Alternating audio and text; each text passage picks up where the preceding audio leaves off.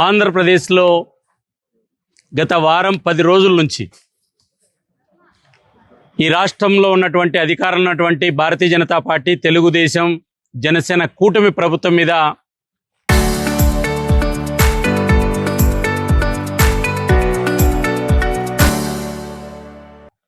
కుట్ర చేయాలనేటువంటి ఒక ఉద్దేశంతో భారత ప్రధాని నరేంద్ర మోడీ గారి మీద, ముఖ్యమంత్రి చంద్రబాబు నాయుడు గారి మీద, ఉప ముఖ్యమంత్రి పవన్ కళ్యాణ్ గారి మీద ఉద్దేశపూర్వకమైనటువంటి వ్యాఖ్యలు చేయడం, రెచ్చగొట్టేటువంటి మాటలు మాట్లాడడం, అంతటితో ఆగకోకుండా ఆంధ్రప్రదేశ్లో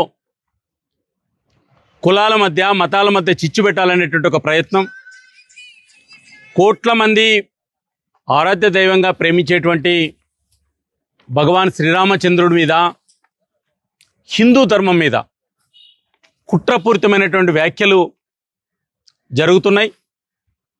దీని వెనక ప్రధానంగా 4 రోజుల కింద అరెస్ట్ అయినటువంటి జోసెఫ్ అనేటువంటి ఒక వ్యక్తి, అతను పెద్ద ఎత్తున ఈ రాష్ట్రం మీద కుట్ర పన్నడం, హిందూ మతం మీద ద్వేషించడం, స్వామీజీలు, సన్యాసుల మీద, దేవాలయాల మీద దాడులు చేయాలని ప్రేరేపించినటువంటి విషయంలో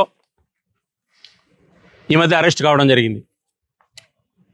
పూర్తిగా ఈ జోసెఫ్ ఎవరైతే అరెస్ట్ అయ్యారో, ఈ దేశం మీద కుట్రబడినటువంటి వ్యక్తులు ఎవరైతే ఉన్నారో, దీన్ని పూర్తిగా ఈ కుట్ర వెనక ప్రకాష్ రాజ్ గారి యొక్క ఆర్థిక సహకారం, సినిమా నటుడు ప్రకాష్ రాజ్ గారి యొక్క ప్రేరణ, వారి యొక్క ఆలోచనే ఈరోజు ఆంధ్రప్రదేశ్లో ఈ రకమైనటువంటి ఒక దాడులకు కుట్రబడినారనే విషయం స్పష్టంగా అర్థమవుతుంది. నిన్న అరెస్టు చేసినటువంటి యొక్క జోసెఫ్కి సంబంధించిన విషయంలో గత వారం రోజులుగా ఆంధ్రప్రదేశ్, తెలంగాణలో అనేక మందికి ప్రకాష్ రాజ్ గారు ఫోన్లు చేయడం, ఆంధ్రప్రదేశ్ ప్రభుత్వం మీద ఉసికొల్పడం, ఈ దేశానికి వ్యతిరేకమైనటువంటి చర్యలు చేయడం అనేటువంటిది కొన్ని ఆడియోల ద్వారా కూడా దొరకడం జరిగింది. ప్రకాష్ రాజ్ గారు ఇది మొదటిది కాదు.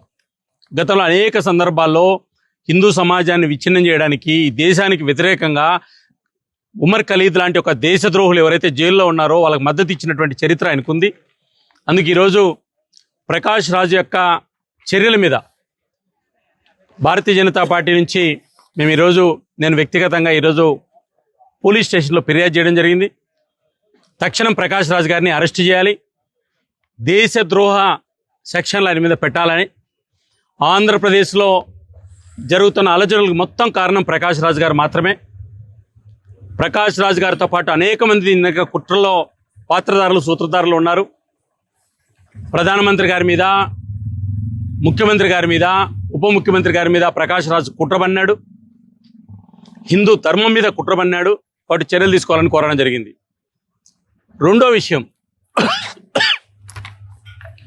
ఈరోజు అరెస్టు కాబడినటువంటి కొంతమంది దేశద్రోహులకు మద్దతు ఇస్తున్నటువంటి వైఎస్ఆర్ కాంగ్రెస్ పార్టీ, జగన్మోహన్ రెడ్డి గారు, సిపిఐ పార్టీకి సంబంధించి నారాయణ గారు, సిపిఎం పార్టీకి సంబంధించినటువంటి వెంకటేశ్వరరావు గారు, వైసీపీ, సిపిఐ, సిపిఎం పార్టీ హిందువులను ఇంత పెద్ద ఎత్తున దూషించినటువంటి, ఈ రాష్ట్రం మీద, దేశం మీద కుట్ర చేసేటువంటి వ్యక్తులు అరెస్టు చేస్తే మీరు మద్దతు ఇస్తున్నారంటే మీకు హిందువులంటే ఎందుకు కోపం, హిందూ సమాజం అంటే ఎందుకు కోపం, హిందూ దేవతలు అంటే ఎందుకు కోపం అని నేను అడుగుతున్నాను.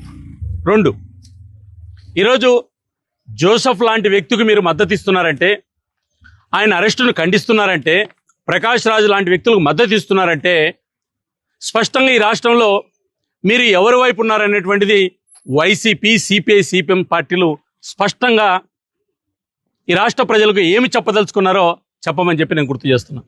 ఇప్పటికైనా CPI party, CPM party, YSR Congress party, ఈ 3 పార్టీలు చేసిన తప్పుకు క్షమాపణ చెప్పి భవిష్యత్తులోనైనా సరే ఈ రకంగా దేశద్రోహులకు, ప్రకాష్ రాజ్ లాంటి విచ్ఛిన్నకర శక్తులకు, లేదా ఈ దేశం మీద, ఈ రాష్ట్రం మీద దాడి చేయాలనేటువంటి వ్యక్తులకు, ఏకంగా ప్రధానమంత్రి, ముఖ్యమంత్రి, ఉప ముఖ్యమంత్రి లాంటి ఒక వ్యక్తులకు కాదు, పదవులకు గౌరవం ఇవ్వమని చెప్పి నేను ఈ 3 పార్టీలు కూడా గుర్తు చేస్తున్నా.